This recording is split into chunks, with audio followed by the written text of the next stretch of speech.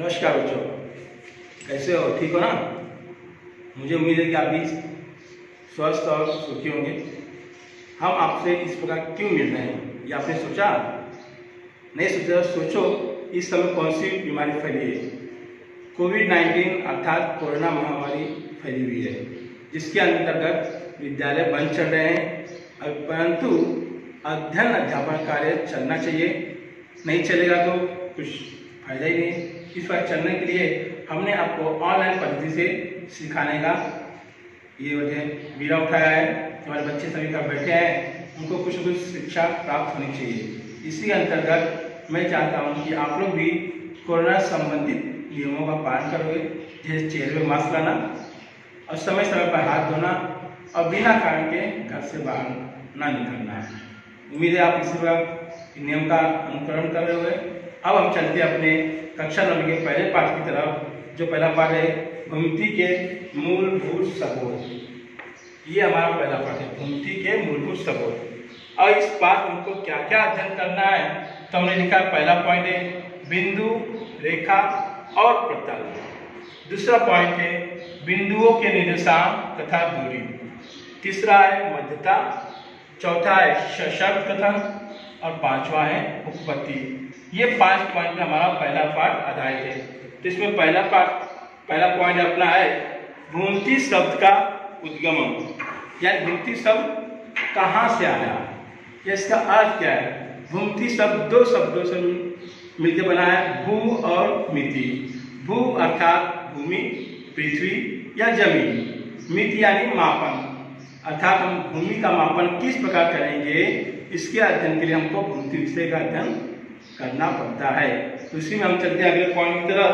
जो मैं लिखा हूँ देखिए सामने, भूमिति शब्द का उद्गम भू अर्थात जमीन या पृथ्वी या भूमि, तथा मिति अर्थात मापन से हुआ है। यानी पूरा शब्दों का अर्थ बने रहो, भूमिति का अर्थ हो गया भूमि का मापन। और इसके आगे हमारा पॉइंट है, नेक्स्ट पॉइंट है भूमिति के मूलभूत सबूत, यानी बेसिक कंसेप्ट इन ज्योमेट्री।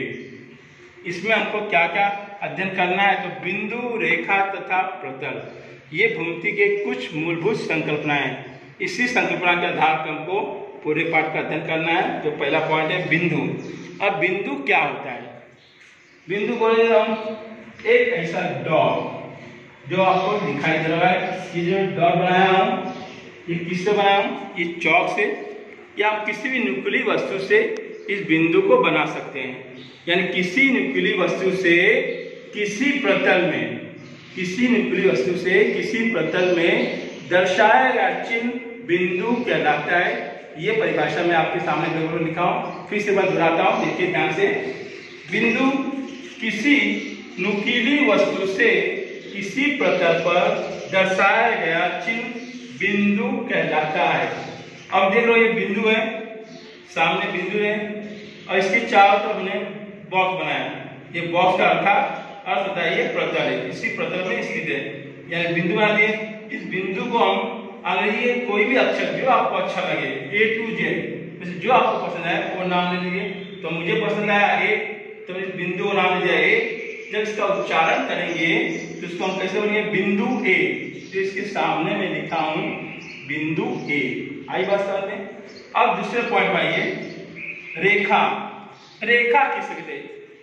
तो जिस रेखा का आरंभ बिंदु तथा अंत बिंदु निश्चित न हो उसे रेखा कहते हैं। एक बार फिर से दोहरा रहा हूं, ध्यान सुनिए। जिस रेखा का आरंभ बिंदु तथा अंत बिंदु निश्चित न हो उसे रेखा कहते हैं। और ये परिभाषा हमने ब्लैक बोर्ड में लिखा है, तो फिर वहां से देख लीजिए।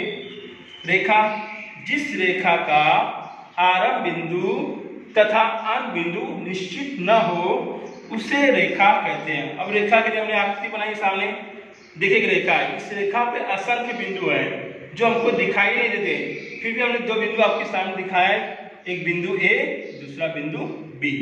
पहला बिंदु क्या है? A और दूसरा बिंदु A। और इस रेखा का नाम तैयार करना है तो रेखा बन के तैयार है। कौन से 2 बिंदु है? A और B। तो नाम हो जाएगा इसका रेखा AB। इस तरह उच्चारण करते हैं, इस तरह की आकृति बनी होगी, उसका उच्चारण रेखा ए भी इस प्रकार करते हैं। अब तीसरा पॉइंट है ये प्रतल। प्रतल देख रहे हैं, इसको असीमित समतल पृष्ठभाग को प्रतल कहते हैं, यानी असीमित समतल पृष्ठभाग। उसके रूप में आप कुछ भी रख सकते हो, आपका एक ब्लैक बोर्ड है वो भी हो सकता है, या कोई दीवार है, या जिस बेंच पर बैठते हो उस बेंच के ऊपर का डेस्क, वो भी आपका एक प्रतल हो सकता है। इसे तीनों कैसे हैं?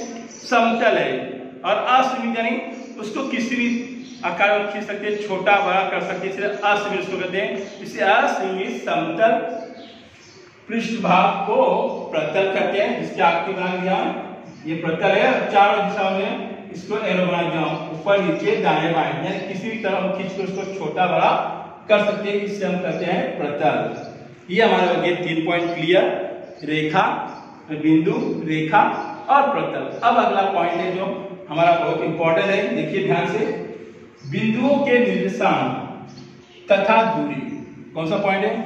बिंदुओं के निर्देशांक तथा दूरी, इंग्लिश में बोलते उसको coordinate of points and distance. तो इसको हमको ज्ञात करने पर परिभाषा देंगे। बिंदुओं के निर्देशांक क्या होते हैं?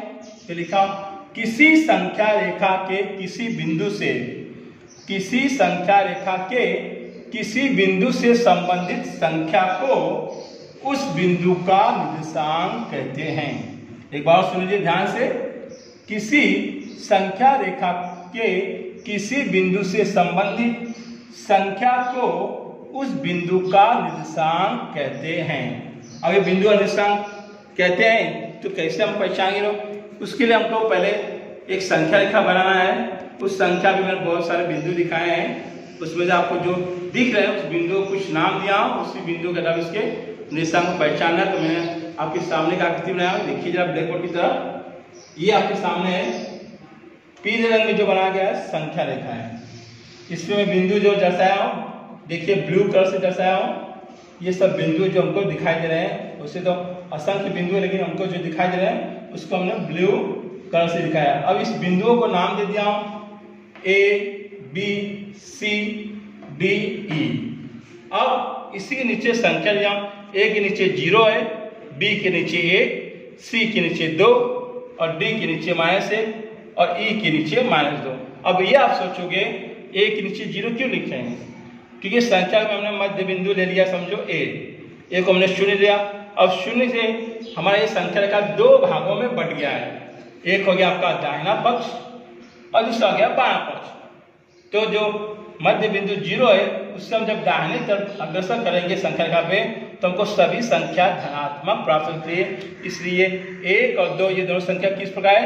धनात्मक। उसी प्रकार बिंदु A के बाईं तरफ जाएंगे तो बाईं तरफ हमेशा हमको ऋणात्मक संख्या मिलती है, और उसमें हमने पहली संख्या ली -1 और -2। इस प्रकार हम लोग संख्या का पे संख्या दर्शाते हैं। दाईं ओर धनात्मक संख्या का समूह होगा, और भी असंख्य तक जाएंगे, और बाएं तरफ भी असंख्य तक जाएंगे जो ऋणात्मक संख्याओं का समूह होगा।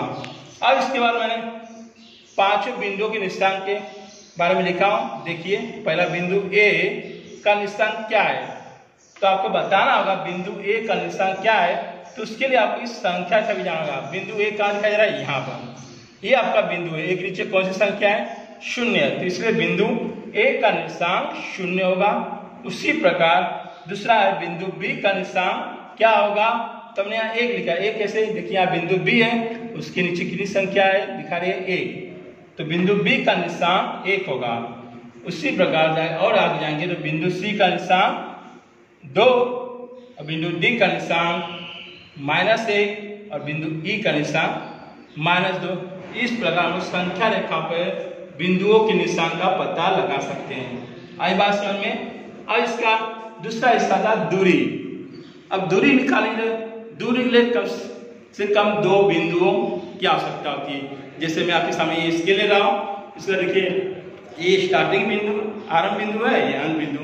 अब जब इनकी दूरी निकालनी होगी तो हम लोग निकाल सकते हैं। कैसे? पहले उनके निर्देशांक पहचानेंगे, उस निर्देशांक के अनुसार उसमें संख्या का पहचानेंगे कौन सी संख्या छोटी है और बड़ी है। उसके बाद में हम लोग हल करके प्राप्त करेंगे। इसमें पहला सवाल यहाँ में दूरी में देखिए, दूरी अर्थात डिस्टेंस। इसमें पहला सवाल है डिस्टेंस AB।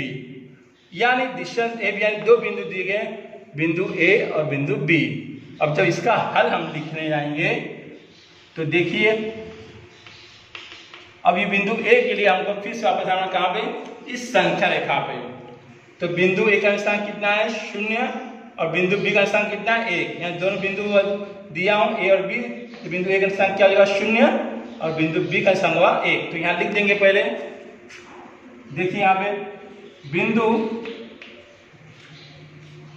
ए का निर्देशांक बराबर 0 और दूसरा हो जाएगा बिंदु बी का निर्देशांक कितना था ए। तो यहाँ दिखा देंगे लिख के ए। अब देखिए, अब ये हो जाएगा, ये 0 है और ये 1 है। अब आपको पहचानना है कि ये दोनों संख्या में छोटा कौन है बड़ा कौन। तो जाहिर सी बात है, जब 0 से हम स्टार्ट करेंगे संख्या को कौन सी मिलेगी, पहले 1। तो 0 से सदैव संख्या जो धनात्मक होती है वो बड़ी होती है, यानी 1 इससे बड़ी होगी, 0 से 1 बड़ी। जब बड़ी होगी तो उसको हल कर जाएंगे, तो बड़े में छोटा है डिस्टेंस ए बी, दूरी ज्ञात करना है। तो ये 1 हो गया। अब दूरी निकालना है, उसके लिए कौन से चिन्ह का प्रयोग करते हैं, तो माइनस का, ये माइनस हो गया और दूसरा निशान क्या है 0। 1 में से 0 गया तो बचा 1, कोई उसका इकाई नहीं तो इकाई की है, इससे डिस्टेंस ए बी बराबर कितना 1 इकाई। तो उत्तर लिख देंगे कि डिस्टेंस ए बी बराबर 1 इकाई। इस प्रकार हम लोग दूरी ज्ञात कर सकते हैं। जैसे अभी आपको एक सवाल करके दिखाया, उसी प्रकार हम एक दूसरा उदाहरण करेंगे। देखिए उसमें सवाल लिखा हूं, दूसरा सवाल है डिस्टेंस डी का मान ज्ञात करना है, यानी कौन से दो बिंदु दिए हैं, बिंदु डी और ई। तो पहले हम इन दोनों बिंदुओं का निर्देशांक पहचानेंगे किसकी तरफ से, तो संख्या फिर से लिखेंगे। ये रहा संख्या रेखा, यहाँ पे देखिए बिंदु डी, उसका निर्देशांक कितना है -1, बिंदु ई निर्देशांक क्या है -2। तो पहले दोनों बिंदुओं का हम लोग निर्देशांक लिख देंगे। तो बिंदु डी का निर्देशांक, बिंदु डी का निर्देशांक कितना है जी -1, और दूसरा बिंदु है ई। तो बिंदु ई का निर्देशांक कितना है जी -2। अब ये दो संख्या है -1 और -2। पहले आपको पहचान होगी कौन सी संख्या इसमें छोटी है कौन सी बड़ी है। चूंकि -1 -2, इसके लिए हमने पिछली कक्षा में अध्ययन किया है कि दोनों ही संख्या ऋणात्मक हो तो इसमें जो सबसे छोटी संख्या होगी वो सबसे बड़ी संख्या कहलाती है। तो -1 और -2 में सबसे छोटी संख्या कौन सी दिखाई दे रही है, -1 -2 की अपेक्षा, इसलिए -1 उससे -2 से बड़ी होगी, इसलिए बड़े का चिन्ह लेगा, इस तरफ बड़ा हो गया। अब दूरी निकालिए, डिस्टेंस डी ई बराबर -1। अब दूरी निकालने के लिए कौन सा चिन्ह का प्रयोग करेंगे, माइनस का, और दूसरे कोष्टक में क्या आएगा, कौन सा दूसरा निशान है -2 बराबर -1 जो करते हो माइनस और कोष्टक में -1, तो बीच में कौन सा चिन्ह दिखाई दे रहा है, नहीं तो गुणे का चिन्ह होता है। इसे माइनस का माइनस में जब गुणा करेंगे तो चिन्ह बदल जाता है, माइनस और माइनस प्लस होता है, बच गया 2। अब 2 धनात्मक संख्या और -1 ऋणात्मक, तो जाहिर सी बात है कि दोनों में घटाने की क्रिया होगी, 2 में से 1 जाएगा 1, यानी 1 इकाई उत्तर किसका आएगा, तो डिस्टेंस डी का। इस प्रकार हम उत्तर लिख सकते हैं कि डिस्टेंस डी ई बराबर 1 इकाई। आई बात समझ में। अब जैसे आपको मैं 2 सवाल समझाया हूं, किस प्रकार करना वो भी करके दिखा दिया हूं, उसी पर आधारित मैं आपको ग्रीक कार्य दिया हूं जो आपको घर पे करना है। और करने के बाद हमें आपको दिखाना है। तो देखिए ग्रीक कार्य हमने एक संख्या का दर्शाइए जिसमें बिंदु दर्शाएंगे, बिंदु A B C D E F ji.